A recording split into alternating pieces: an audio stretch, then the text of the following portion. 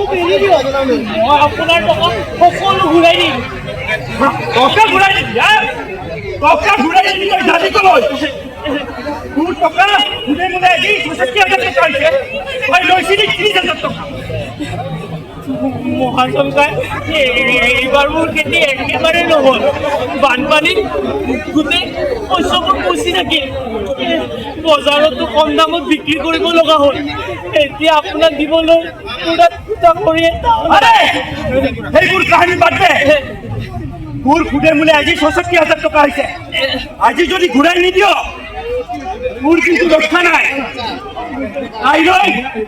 কাইলৈ তোৰ ঘৰে মাটি সকলো মোৰ মহাজনকাই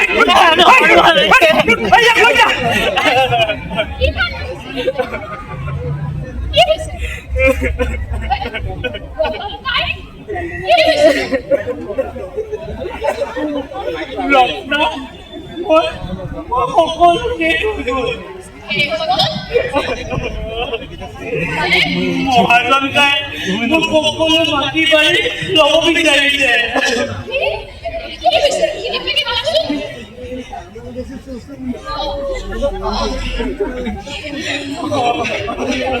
আপুনি কি পুলিচ ফটুৱাই মোৰ পৰা ৩০,০০০ টকা ধাৰত লৈছিল মাহে ১০ টকা সুতা হাৰত কিন্তু আজিলৈকে ধাৰ মাৰিব পৰা নাই গোটেই মোলে ৬৫,০০০ টকা হৈছে আজি খিনি দিব লাগিব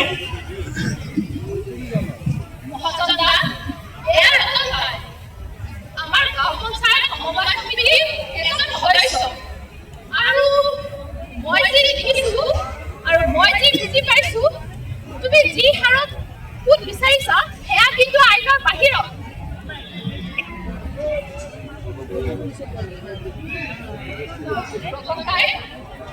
তুমি কোনো চিন্তা নকৰিবা তোমাৰ সকলো সমস্যাৰ সমাধান আমি কৰিম মই বুজি পাইছো যে তুমি আমাৰ সমবায় সমিতিৰ কমকৈ যিখিনি পোৱা যায় সেই বিষয়ে অৱগত হোৱাৰ বাবে এই মহাজনক আগ চাপিবলগীয়া হৈছে তুমি কোনো চিন্তা নকৰিবা বুজিছা তোমাৰ সকলো সমস্যাৰ সমাধান আমি কৰি দিম আৰু আপোনালোকে এতিয়া যাওক আপোনাৰ টকা সকলো ঘূৰাই পাব এতিয়াৰ পৰা ৰতনকাৰীৰ লগত আমি আছো সমবায় সমিতি আছে ৰমেন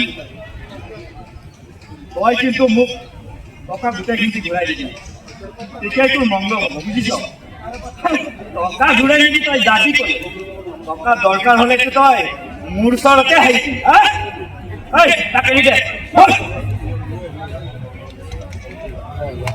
ৰত্না ধন্যবাদ তোমাৰ সাহসে আজি মোক বচালে সাহস হয় ৰমেন ভাই গতিকে এই ৰাইজখন আমাৰ লগত থাকে চোৱাচোন কিমান ৰাইজ আছে আমাৰ লগত গতিকে এতিয়াৰ পৰা কোনো চিন্তা নকৰিবা বুজিছা আৰু তোমাৰ এই টকাখিনি আমি সোনকালে উঠাই আনিব নোৱাৰিম বা তৎক্ষণাতে দিব নোৱাৰিম তাৰ বাবে তুমি প্ৰথমতে এটা আবেদন কৰিব লাগিব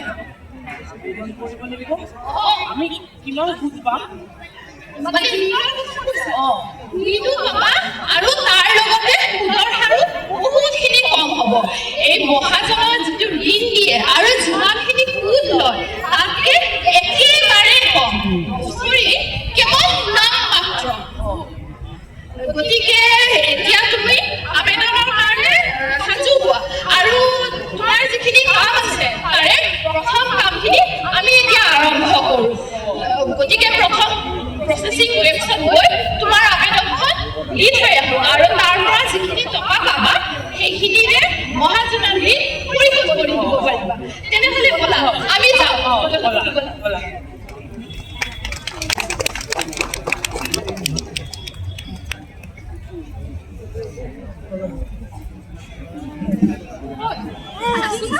সেইজন ডক্টৰ খুৰা নহয়নে কোন ডক্টৰ খুৰা এই যে কমাৰ্চিয়েল অফিচত চাকৰি কৰে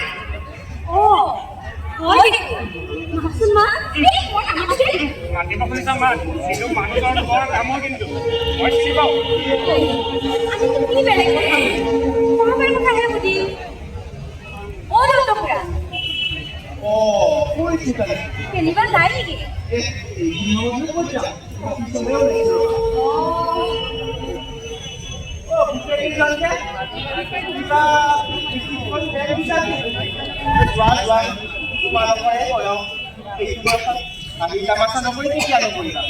পিকনিকৰ বটল ফুৰি আহা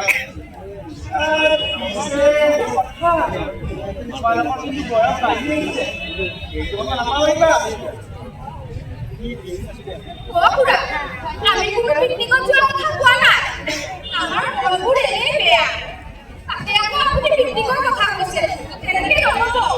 আজি ৰমেন খুৰাৰ লগত যিহে ঘটনা এটা ঘটিল, সেইটো লৈ আমাৰ মনটো খুব বেয়া হৈ আছে। আজি ৰমেন খুৰা হৈছে, কাইলৈ যদি আমাৰো হয়। কি হৈছে ঐ পৰিচিতা, তয়ে কচোন। খুৰা, শুনকচোন।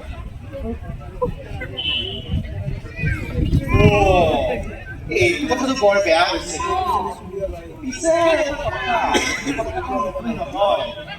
আগৰ পৰা এনেকুৱা ঘটনা হৈয়ে আছে এয়া দেখা দেখিব সেই মহাজনৰ সুফল খুৰা, শুনকচোন, আপোনাক এটা কথা সুধিব বিচাৰিছোঁ। কোৱাচোন কোৱা মই যে ক'লো ছেক্ৰেটাৰী বাইদেৱে ৰমেন তাই মানে কম জেগাত সমবায় গঠন কৰি কম ইণ্টাৰেষ্টতে মানে সেই কৃষি লোন দিব বুলি কৈছে।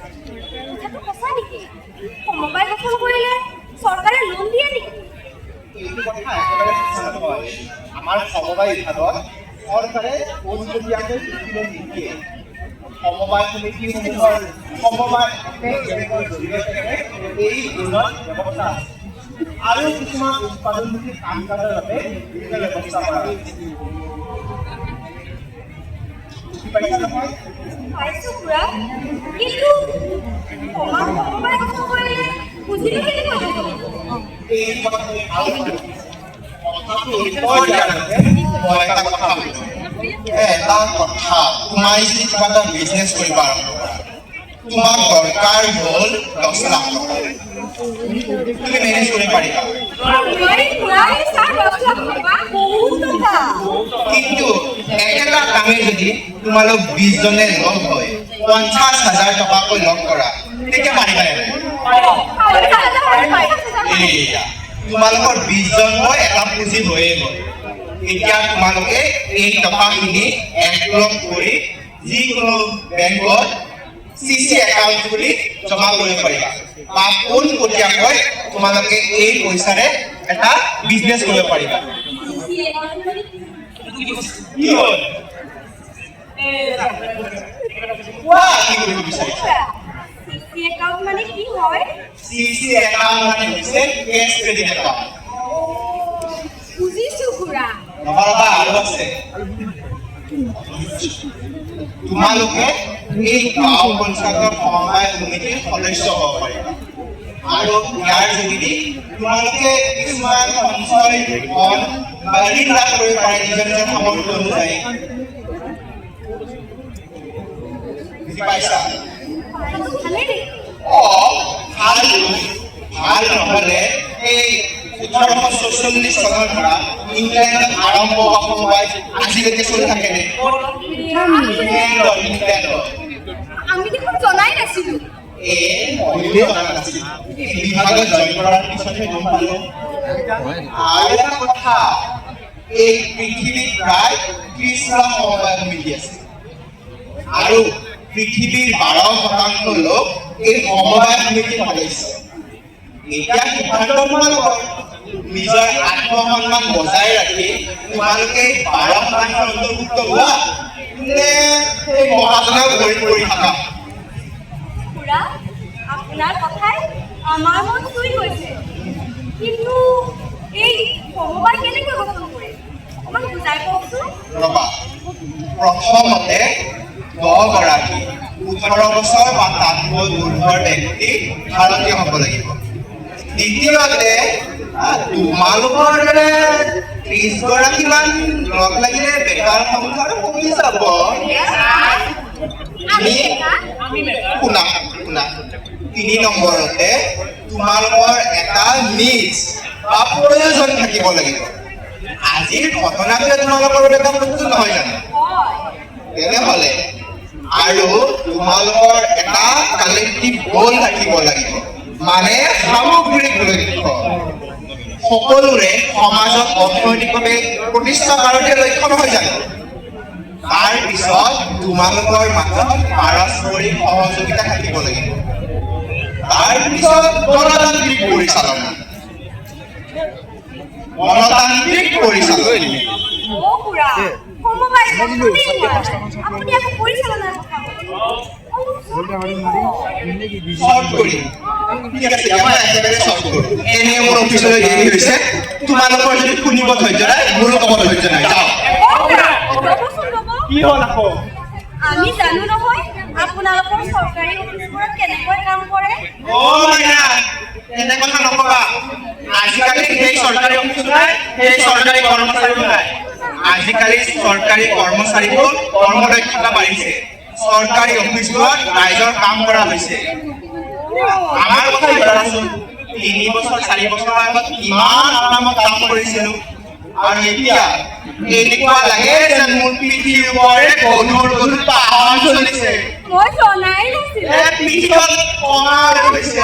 অ' খুৰা, ইমানখিনি পৰিৱৰ্তন কেনেকৈ হ'ল বাৰু? পৰিৱৰ্তন আন বিভাগৰ কথা নাজানো, কিন্তু আমাৰ সমবায় বিভাগত এই চেন্ট্ৰেল গভৰ্ণমেণ্ট আৰু ষ্টেট গভৰ্ণমেণ্ট মানে জানো কেন্দ্ৰীয় চৰকাৰ আৰু ৰাজ্য চৰকাৰ এই কেন্দ্ৰীয় চৰকাৰ আৰু ৰাজ্য চৰকাৰ মানে চেন্ট্ৰেল গভৰ্ণমেণ্ট আৰু ষ্টেট গভৰ্ণমেণ্টে 15খনমান আঁচনি কৰিছে।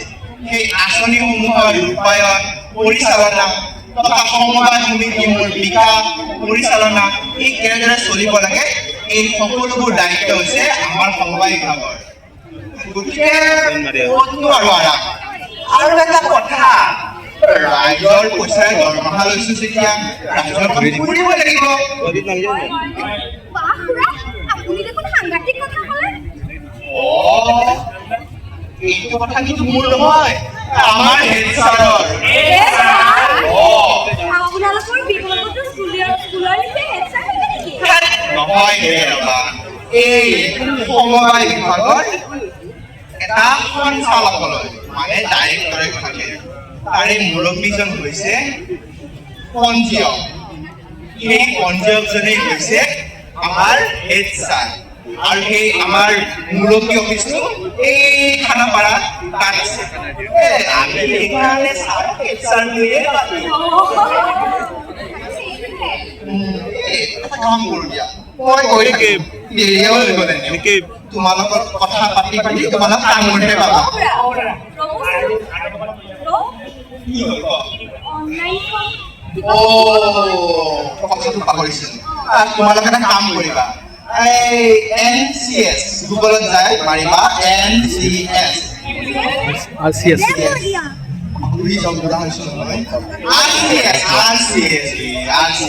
এই ৰেজিষ্ট্ৰেশ্যন অফ কোঅপাৰেটিভ ছ'চাইটি মাৰা গুগলত মাৰা, তাত গৈ দেখিবা এই সমবায় সমিতিৰ সকলোবোৰ পাবা।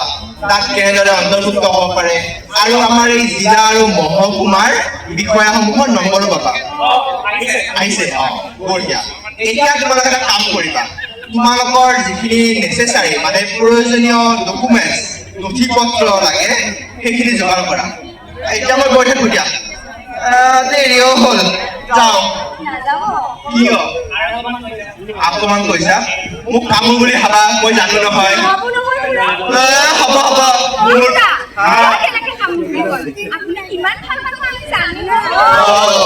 মোৰ পিছত কিমান কথা চলে মই নুশুনো বুলি ভাবা? মই যাওঁ। ইহঁতক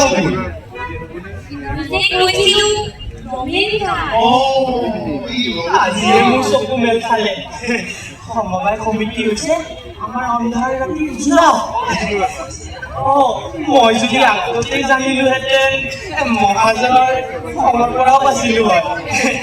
মই মোৰ অজ্ঞতাৰ পৰাহে এইবোৰ পুৰণা কথা বাদ দিয়া ৰমে, এতিয়া নতুনৰ পথেৰে বাট বুলোৱা। এয়া নতুনক আদৰাৰ সময়, বুজিছা? এতিয়া মই গৈয়ে থাকো, অফিচলৈ বহুত দেৰি হ'ল। অৱশ্যে আজি এটা কথা, আধা ডিউটি ইয়াতে কৰিলো তোমালোকৰ লগত। মই এতিয়া গৈ থাকো। আৰু এটা কথা নহয়, তোমালোকে এই বাৰ্তা তোমালোকৰ গাঁৱত থকা আই বোপাই বাই ভনী সকলোকে ক'বা। তেতিয়াহে আমাৰ এই সমবায় সমিতিৰ অভিযান সফল হ'ব। নে কি কোৱা? গতিকে আমি সকলোৱে একেলগে কওঁ, সমবায় আমাৰ স্বাভিমান, সমবায় আমাৰ ভৱিষ্যত, বাই বাই। Bye bye. আমাৰ